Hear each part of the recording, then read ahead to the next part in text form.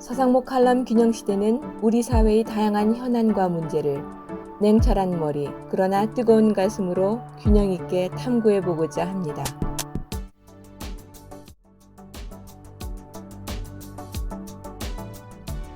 서 박사께서 세계는 지금이라는 칼럼을 통해 앞으로 매주 영국의 주간지 이코노미스트가 제시한 주제를 분석할 예정이라고 하시는데, 우선 이코노미스트에 대해 소개해 주시기 바랍니다.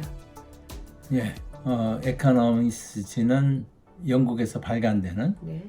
주간지로요. 네네. 1843년에 창간이 됐습니다. 네. 그러니까 금년 181년이 됐네요. 네. 그러니까 굉장히 오래된 아주 권위 있는 시사 저널이라고 이렇게 생각을 합니다. 네. 1843년은 1차 그 산업혁명이 막 끝나는 시기거든요. 네. 그러니까 산업혁명이 이제 영국에서 시작이 돼가지고 네네. 유럽 대륙이나 미국으로 건너가기 바로 직전, 그러니까 영국이 유일하게 산업혁명이 일어난 그런 국제사회에서 독보적인 위치를 점했을 때 이 주간지가 창간이 됐습니다. 아, 예. 그 에코노미스트지는 몇 가지 특징이 있습니다. 네. 정치적으로는 이제 중도주의를 표방을 하고요. 네. 경제는 자유주의, 시장 경제. 그리고 사회적으로는 상당히 이제 좀 진보 성향을 띠고 있습니다. 네. 그래서 어떻게 보면은 제 개인적인 성향하고 상당히 비슷하기 때문에 네네. 제가 에코노미스트 중심으로 세계는 지금이라는 주제를 제가 모아서 집중 분석을 해보려고 합니다. 네, 그러시군요. 그런데 에코노미스트의 특징은 구독자층의 교육 수준이 상대적으로 높고요. 네. 그런데 또 굉장히 젊습니다. 네. 예를 들어서 경제지 대표적인 게 이제 월스트리트 저널이라고 있거든요. 네. 이거는 뭐 40 몇 세인데요. 네. 평균 연령이. 에코노미스트는 38세로 상당히 젊다. 네. 네. 그리고 소득 수준 또 교육 수준이 상당히 높다. 네. 이런 특징을 가지고 있고요. 네. 이게 이제 주간지이기 때문에요. 네. 시사성은 일간지만 못하더라도 네. 중요한 이슈를 좀 분석적으로 또 객관적으로 이렇게 정리를 해서 보도를 한다. 이게 네. 이제 특징이고, 네. 또 전 세계를 이렇게 커버를 하는데 정치 경제만이 아니고 네. 여러 가지 기업 환경이라든지 기술이라든지 심지어 문화 이런 건 상당히 이제 폭넓게 전 세계를 커버를 하는 그런 이제 특징이 있습니다. 네, 그러시군요. 특히 이제 몇 년 전부터 에코노미스트가 이렇게 읽어져요. 네, 네. 그래서 이제 저는 이제 뭐 운동을 할 때 네. 또는 산에 갈 때 네. 이걸 이제 이어폰으로 들어서 네. 굉장히 이제 이용하기가 편리하다는 네. 장점도 가지고 있습니다. 네. 듣고 보니 그 표방하시는 그 균형 시대의 그 핵심 메시지하고 상당히 연결되는 부분이 있다 생각이 드는데, 오늘 주제가 인도 경제 얼마나 튼튼한가인데, 최근 왜 인도 경제가 이렇게 세계적으로 주목을 받고 있는지가 궁금합니다. 두 가지입니다. 네. 하나는 지금 세계에서 가장 잘 나가는 경제가 인도 경제라는 말씀이고요. 네네. 또 하나는 지금 이제 인도에서 총선이 진행 중에 있습니다. 네. 인도는 선거를 거의 한 달이 걸리더라고요. 주마다 날짜도 다르고. 그래서 정치적으로 이제 굉장히 중요한 시기라는 것 때문에 이번 주에 이제 에코노미스트가 인도 경제를 핵심 주제로 삼은 것 같습니다. 네. 인도 경제의 가장 큰 특징은 인도가 세계에서 인구가 가장 많은 나라라는 거죠. 네. 2년 전까지만 해도 중국이 이제 1등이었고 인도가 2등이었습니다. 예, 예. 근데 작년을 계기로 해서 인도가 이제 중국보다 인구가 더 많은 나라가 됐어요. 네. 근데 지금 출산율이 중국은 1.0으로 굉장히 낮습니다. 네. 근데 인도는 아직도 2.0이거든요. 그러니까는 이제는 중국이 인도보다 인구가 많을 가능성은 거의 없다. 그래서 이제 인도가 우선 인구가 많이 크다는 이런 말씀이고, 네. 또 중국이 이제 그동안 부각이 된 거는 성장률이 굉장히 높았지 않습니까? 네. 네. 근데 이제 시진핑이 이제 미국한테 이제 패권을 도전을 하면서 네. 성장률이 푹 떨어지고 있어요. 네. 반면에 인도는 지난 한 30년 이상 가까이 굉장히 한 6, 7%의 네. 비교적 높은 성장률을 지속적으로 유지를 하고 있거든요. 네. 그래서 경제 규모가 지금 이제 인도가 세계에서 5등입니다. 네. 제일 큰 게 이제 미국이고요. 예. 그다음에 중국, 예. 그다음에 독일, 일본, 인도인데 네. 이게 이제 3년 후에는 3등이 될 거라고 그럽니다. 그러니까 예. 인도가 독일하고 일본을 추월한다는 얘기죠. 네. 네. 그리고 또 하나는 이제 인구가 많은 것만이 아니고 네. 인도 인구는 굉장히 젊습니다. 네. 그 중위 연령이 인도는 27.9세, 네. 30세가 안 돼요. 예. 예. 반면에 중국은 벌써 42.7세로 이제 늙어가고 있는 거죠. 중국은. 예. 베트남은 좀 상대적으로 젊은데 거기도 35.6세입니다. 네. 인도보다는 좀 많죠. 네. 한국은 43.4세. 예. 그래서 다른 나라들이 이제 연령이 이제 고령화가 오고 있는데 인도는 아직도 젊은 인구 구조를 갖고 또 경제도 상당히 이제 활발히 움직인다. 네. 그리고 또 하나는 이제 아까 제가 말씀드린 대로 이번에 인도에서 총선이 있다고 그랬지 않습니까? 네. 네. 근데 인도 수상이 아시는 대로 마렌다 모디라는 수상입니다. 네. 근데 이분이 지금 정치적 지지도가 거의 80%에 가까워요. 아, 네. 그러니까 민주주의 하고 있는 나라의 지도자 중에서 가장 높은 국민 지지도를 지금 갖고 있거든요. 네. 네. 그래서 이번 선거에서 뭐 승리가 거의 확실한데요. 네. 그렇게 되면은 이제 굉장히 정치적 안정이 보장이 되는 거죠. 네. 그리고 이분은 굉장히 경제 성장을 강조하거든요. 예. 옛날 박정희 대통령하고 비슷합니다. 네. 그러니까 인도는 이번 총선을 통해서 앞으로 지속적으로 경제가 더 커지고 튼튼해질 것이다. 이런 기대가 있기 때문에 네. 네. 인도의 경제가 전 세계적으로 가장 관심을 받는 이런 경제로 부각하고 있다는 말씀을 드리겠습니다. 네, 지금 전개해 주시는 내용들이 상당히 흥미로운데요.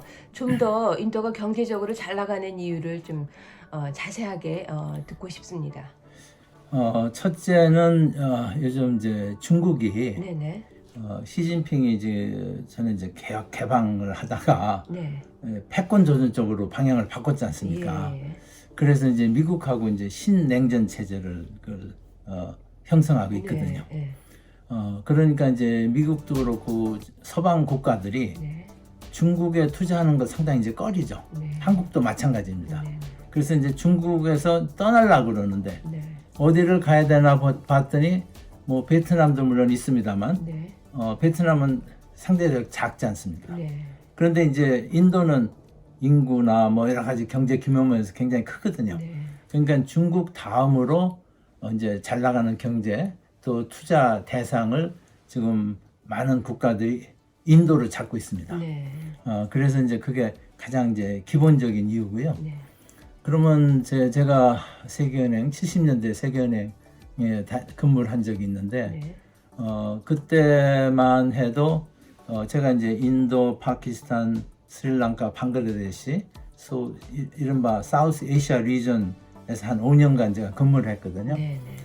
그때만 해도 이들 국가들이 이제 사회주의 경제를 표방을 했습니다. 네. 그래서 제가 이제 세계를 다니면서 한국 같이 이제 수출 산업을 일으키고 뭐 이런 보고서를 많이 냈는데 그때는 정치적으로 그게 받아들여지지를 안 했어요. 네. 근데 인도가 이제 90년대 초에 91년에 네.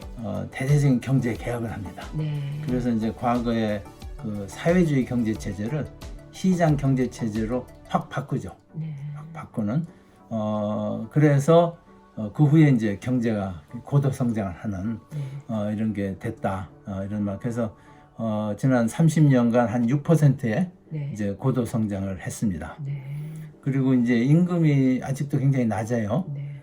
중국이 이제 상당히 이제 비싼 나라가 돼가거든요. 네. 그래서 인도의 임금은 중국의 5분의 1.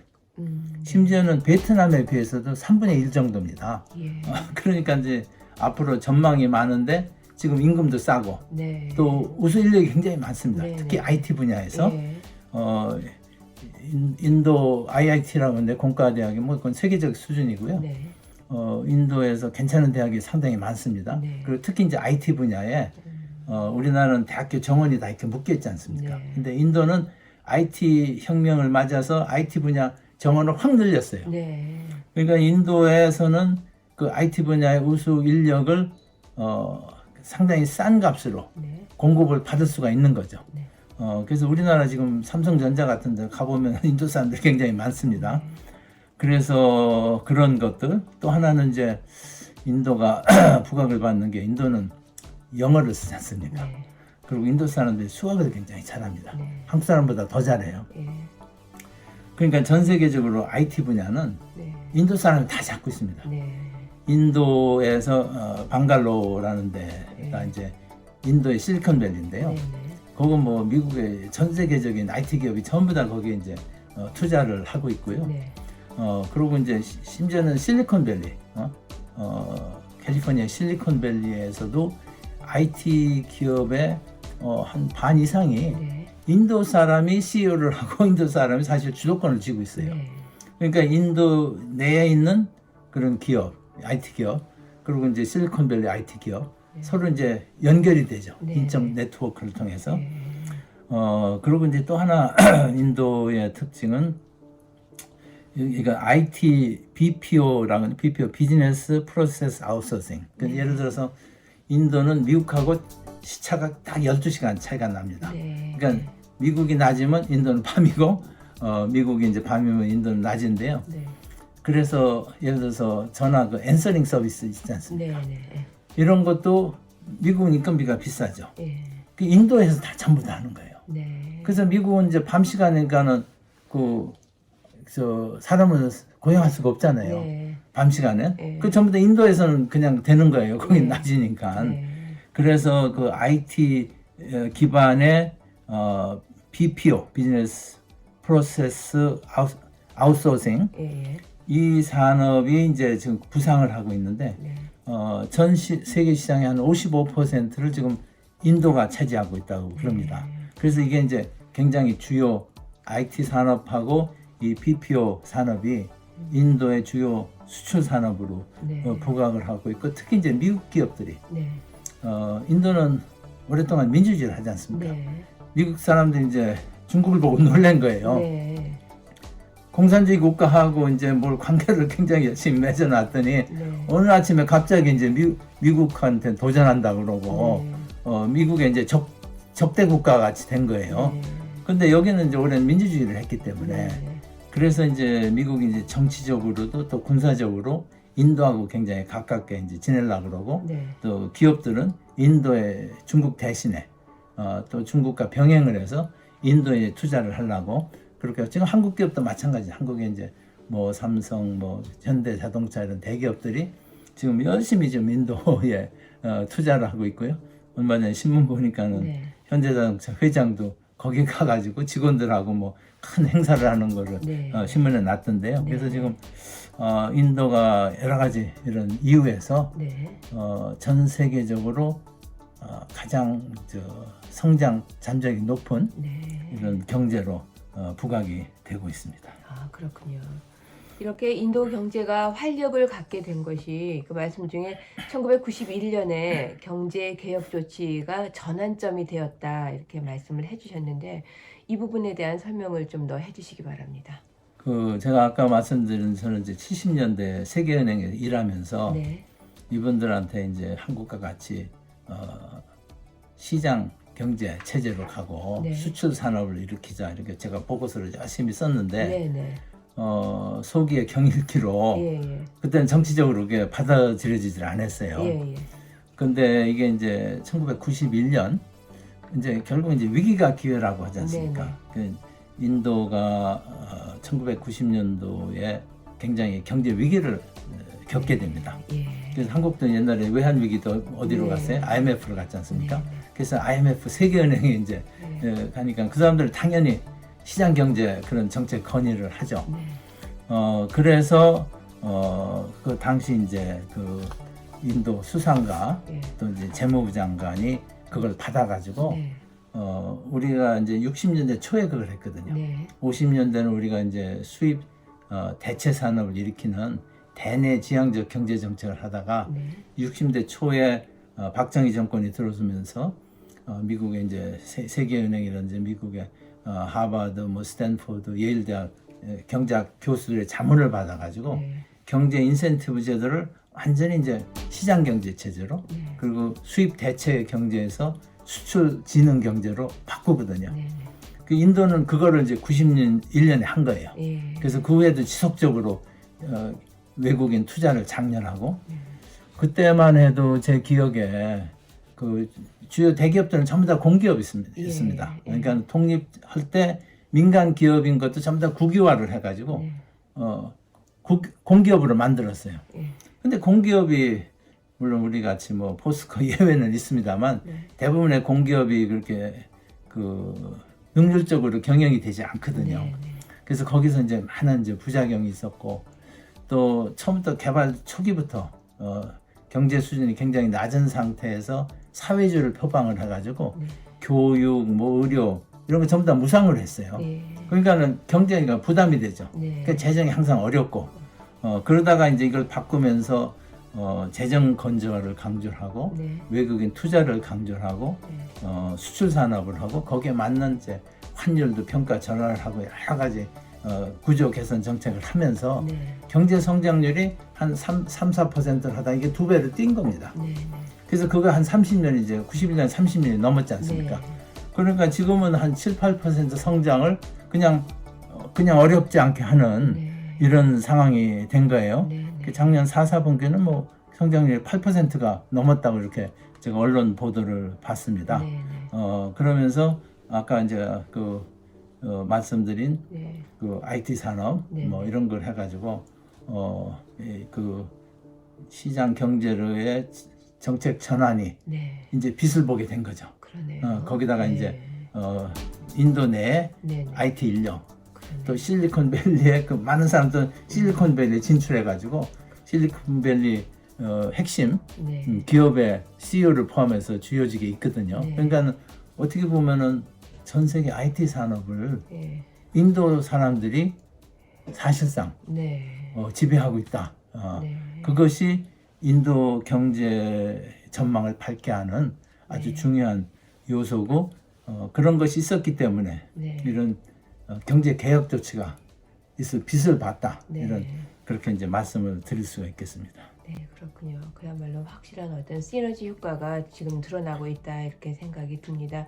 이제까지 인도 경제의 강점에 대해서 말씀을 해주셨는데 이런 인도 경제의 또 취약점도 있을 듯 합니다. 이 부분에 대해서도 설명을 해주시기 바랍니다. 그 취약점은 이제 분배 문제입니다. 네네. 역시 그 한국의 경우에는 60년대 우리가 이제 수출 산업이 경공업 중심이었어요. 노동 네. 집약적인. 네. 그래서 그때 이제 분배에 관심을 갖지 않았는데도 불구하고 네. 경제 성장률이 뭐 10%가 되고 수출이 막 40%씩 늘었거든요, 매년. 네. 네. 그러다 보니까는 일자리가 많이 생긴 거죠. 네. 그러니까 또 실제 임금이 높아지고 네. 또 한국 사람들이 교육 수준이 굉장히 높지 않습니까? 네. 50년대 우리가 경제 성장은 못해도 우리가 유교적인 전통이 있어가지고 네. 사람들이 굉장히 교육에 투자를 많이 했죠. 네. 근데 이제 그게 활용이 안 되다가 60년대에 이제 수출 산업을 일으켜가지고 수요가 생기니까 이제 우리는 경제 성장이 효과가 이렇게 그 소위 트리클 다운이라고 네, 그러는데요. 네. 아래로 이렇게 내려갔어요. 네. 고용을 통해서. 네. 근데 인도는 그게 안 된 겁니다. 예. 그리고 나라도 워낙 크고 네. 중국도 그게 잘 안 됐거든요. 네. 중국이 개방이 이제 그 해안 도시 중심으로 돼 있지 내륙하고는 지금도 굉장한 격차가 있습니다. 네.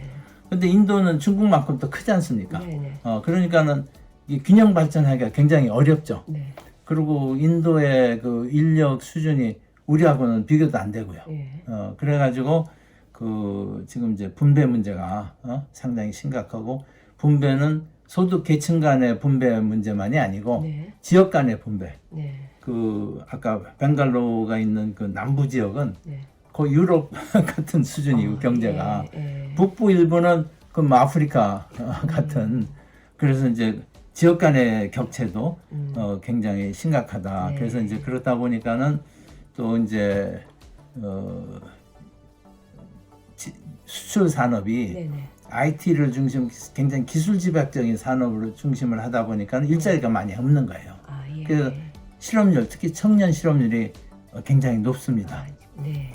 그리고 이제 우리도 이제 70년대 그래서 새마을 운동도 하고 그랬습니다만 산업 쪽은 좀 발전을 하는데 네. 농업이 이제 발전을 안 하는 거예요. 네. 그래서 이제 도시와 농촌 간의 이런 격차 문제, 그래서 많은 그런 문제가 있고, 또 하나는 이제 이게 이제 인도가 고치기 어려운 건데요. 네. 아직도 카스트 문제, 네. 네? 그 사회 계급이 엄청 나거든요. 네네. 지금도 인도 분들 얘기되면 아직도 그대로랍니까? 네. 왜냐하면 이제 저 밑에 있는 브라만은 이제 이건 뭐 그 건너볼 수도 없고, 네. 그래서 굉장히 경직된 계급 제도도 이게 이제 발전에 네. 굉장히 장애가 되는 것 같고, 네. 그리고 우리나라도 아직 약간 가부장적인 그게 있지 않습니까? 네. 남성 우위 이런 의식 구조. 근데 인도는 우리와보다 비교가 안 될 정도로 훨씬 강합니다. 네. 그 여자를 너무 이렇게 천시하는 거죠. 네. 그래서 이런 것들이 이제 경제 발전에 걸림돌이 되는데, 네. 이런 것들이 이제 해결해야 할 과제가 아닌가 이렇게 네. 생각이 됩니다. 그래서 네. 이거를 하려고 그러면은 아마 이번 총선에서 모디 수상이 이기면은 네. 그런 걸 이제 할 걸로 생각이 되는데, 네. 한국과 같이 노동 집약적인 수출 산업을 일으켜야 되는 거예요. 네. 네. 그리고 이제 인도는 아직도 여성 인력의 노동 참여율이 굉장히 낮거든요. 네. 그래서 이제 이분들을 활용한 네. 그분들이 이제 우리나라도 옛날에 그 가먼트 석유 산업 아니 이제 섬유 산업 이런 거 할 때는 네. 여성들이 굉장히 중요한 역할을 했거든요. 그랬었죠. 그래서 네네. 인도도 이제 그런 거를 이제 해야 되는데, 네. 아직도 그 가부장 여자가 집에 있어야지 네. 그 공장 가서 일하면 되느냐, 네. 이게 굉장히 강한 것 같아요. 예. 예. 그래서 그런 것이 이제 앞으로 인도가 극복해야 될 과제고요. 네. 또 하나는 이제 이 사회 간접 자본, 네. 도로, 항만 이런 게 이제 굉장히 취약합니다. 네. 나라가 또 크다 보니까, 네. 한국은 나라가 작으니까 네. 비교적 짧은 시간에 그거를 확충을 했거든요. 인도는 그거 하려면 큰 나라니까 굉장히 시간이 많이 걸리고 돈도 많이 필요하죠. 네. 그래서 이제 그런 게 문제고, 또 하나는 이제 중국만 해도 이제 중앙 집권적이지 않습니까? 네. 한국도 중앙 집권적이죠. 그러니까 중앙 정부가 뭘 하겠다면 쫙 전국적으로 그 효과가 나타나는데, 네. 인도는 지방 정부가 굉장히 강합니다. 예. 그래서 중앙 정부가 이렇게 개방 정책을 해도 네. 공장을 지으려고 그러면 지방에 가면은 규제가 수없이 많은 거예요. 네. 그래서 이제 어떻게 이런 개혁이 중앙만이 아니고 지방 정부까지 이렇게 확산을 시킬 것인가. 그래서 여러 가지 어려운 네. 난제들을 안고 있는 것은 사실입니다. 네. 그러나 동시에 네. 이런 가능성이 굉장히 많기 때문에 네. 네. 또 이런 걸 해결하려면 굉장히 강력한 정치적인 리더십이 필요하거든요. 네. 네. 그래서 이번 총선에서 만약에 모디 수상이 재선이 된다 그러면은 그런 거를 헤쳐나가는데 도움이 되지 않을까 이렇게 생각을 합니다. 네, 지금 그 말씀해 주신 거에 연장선에서 현재 인도에서 총선이 이제 진행 중인데, 이제 그 전망, 또 이번 선거가 이렇게 하신 인도 경제에 미칠 영향에 대해서도 좀 상세히 말씀을 좀 해주시기 바랍니다. 그래서 우리로서는 좀 이해하기가 어려운데요. 네. 6주간 정선이 진행된다고 네, 그래요. 그렇군요. 그러니까 네. 4월 19일에 벌써 이미 시작됐죠. 네네. 네. 그런데 그게 이제 그 결과를 6월 4일 날 발표를 한답니다. 네. 그래서 주마다 선거 날짜가 다르고요. 네. 그리고 하루가 아니고 며칠에 걸려서 이렇게 하는 것 같아요. 네. 그래서 이제 왜 그런가 봤더니, 선거 관리하는 이제 인력이 거기 이제 뭐 폭동이 날 수도 하고 이제 군대도 파견하고 그러나 봐요. 네. 그러니까 큰 나라에 그런 거를 다 이제 관리하기 어려우니까는 네. 이렇게 지역별로 이렇게 나눠서 네. 관리를 하기 때문에. 그런데 지금 뭐 아까도 잠깐 말씀드렸지만 모디 총리의 지지도가 한 거의 70%, 80%, 70%, 80% 가깝습니다. 네. 그렇기 때문에 모디 총리가 지금 이제 당수인 네. 정당이 이번 압승을 할 것으로 예상이 됩니다. 네. 그래서 이제 야당들이 이제 연합을 해가지고 네. 대응을 하는데 네. 그게 어려운 것 같아요. 네. 그래서 예를 들어서 이제 모디 총리는 서민 출신이거든요. 네. 그리고 굉장히 그 카리스마가 있습니다. 예, 예. 그래서 그 국민들은 굉장히 지지도가 높은데, 야당 대표는 그 내류수상의 증손자거든요. 네, 네. 그러니까 아주 귀족이죠. 네. 내류수상 딴 인디라 간디가 수상을 했죠. 네. 그 아들이 또 수상을 했죠. 근데 지금 이제 증손인데, 네. 증손인데 수상은 못 하는데 이제 그 시대가 간 거예요. 네. 그러니까 지금 모디가 그동안 이제 인도 유권자들이 이게 내루 수상 이제 거의 총리 네, 총리 네, 아들, 딸이 네. 총리하고 거기 아들이 총리하고 이래서 예. 어떻게 보면 좀 한계를 느꼈는데 네, 네. 서민적인 대통령이 예. 특히 이제 경제에 이제 역점을 둬가지고 네. 상당히 성과를 내고 있기 때문에 네, 그리고 굉장히 리더십이 강력합니다 이 네. 사람이. 예. 그래서 지난 10년간 총리를 했거든요. 네. 그래서 이번 하면은 국회의원 임기가 5년인가 봐요. 네, 네, 그 네. 앞으로 5년 더. 그래서 이게 재밌는 거는 우리가 이제 대통령제 하면은 강력한 리더십을 생각하는데 네. 그렇지도 않습니다. 예. 내각제인데 만약에 인기가 있으면은 예. 대통령은 임기가 제한돼 있지 않습니까? 미국은 2번 이상 못하고 한국은 1번 이상 못해요. 5년. 네, 네. 근데 내각제에서는 그 기간이 없습니다. 예. 잘하면 20년, 30년도 할 수 있는 거예요. 네. 그래서 옛날에 영국에서도 이제 대처 수상이 10여 년 했고, 네. 그리고 이제 토니 블레어도 네. 상당히 장기간 집권을 했거든요. 네. 그래서 지금 인도도 마찬가지입니다. 벌써 10년을 집권을 했어요, 이 사람이. 네. 근데 이번 총선에서 이길 게 거의 확실한데 이기면은 5년을 더 하는 거죠. 네. 그리고 그 다음에 또 결과가 좀 5년 더 할 수도 있습니다. 그럼 20년 하는 거죠. 네. 그래서 이게 이제 그 내각제의 장점인 것 같아요. 네. 그러니까 우리나라 분들은 그 대통령제면 강력하고 내각제면 약하다는데 그건 그렇지 않죠. 네. 이렇게 이런 영국이나 인도 케이스를 보면은 내각제에서 수상이 굉장히 인기가 있으면은 네. 10년, 20년도 그럼. 할 수 있고 예. 내각제에서는 수상과 집권당이 같지 않습니까? 네. 그래서 우리나라는 요새 이제 대통령이 소수당 아니에요. 네. 그러니까 사사건건에 이제 다수당이 발목을 잡거든요. 네. 근데 내각제는 그런 일이 없습니다. 네. 그러니까 훨씬 더 강력하게 수상이 일을 할 수 있다. 네. 그래서 그게 이제 우리한테 주는 시사점이고요. 네. 그 재밌는 거는 이제 모디 총리는 경제 성장을 강조합니다. 네. 네. 근데 야당은 분배를 강조해요. 네. 근데 국민들이 어떻게 보면 분배를 강조하는데 손을 들어줄 것 같은데 네. 성장을 강조하는 모디 정당에 힘을 실어주는 거예요. 네. 그러니까 뭔가 이제 경제 성장을 해서 옛날에 이제 박정희 대통령을 아시던 많은 국민들이 네. 높게 평가하는 게 고도 성장을 이루었잖아요. 네. 그래서 인도도 지금 그런 시기인 것 같아요. 네. 그래서 그 역할을 모디 총리가 굉장히 잘하고 있고요. 네. 모디 총리가 이제 내세운 게 메이크 인 인디아. 네. 중국하고는 좀 달리 중국은 이제 개방을 하면서 제조업이 떴거든요. 네.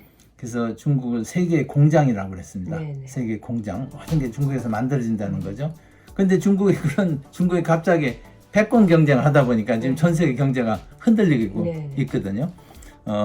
그런데 이제 인도는 그 제조업을 아직 그렇게까지 못했어요. IT 산업 외에는 제조업이 상당히 약합니다. 네. 그리고 이제 기술 집약적인 뭐 이런 거가 중심이 되고 네. 아까 얘기한 거 뭐 앤서링 서비스니 뭐 텍스 리턴 이런 거는 서비스 산업이거든요. 네. 그래서 IT와 그런 서비스 산업이 지금 주를 이루고 있기 때문에 모디 수상이 메이크 인 인디아 네. 제조업을 활성화시키겠다는 네, 거죠. 네, 그래서 네. 이번에 이제 당선이 되면 아마 그런 쪽으로 많이 이제 강조를 할 거다 이렇게 생각이 들고요. 네. 아까 이제 부족한 이제 인프라 확충, 예, 예. 뭐 그리고 이제 그 복지도요. 네. 굉장히 재미있는데 그 모디 수상이 디지털 웰페어 스테이트를 표방을 했어요. 예. 그 제가 이제 강조를 하고 있는 건데 네. 복지도 IT 테크놀로지를 활용을 해가지고 네.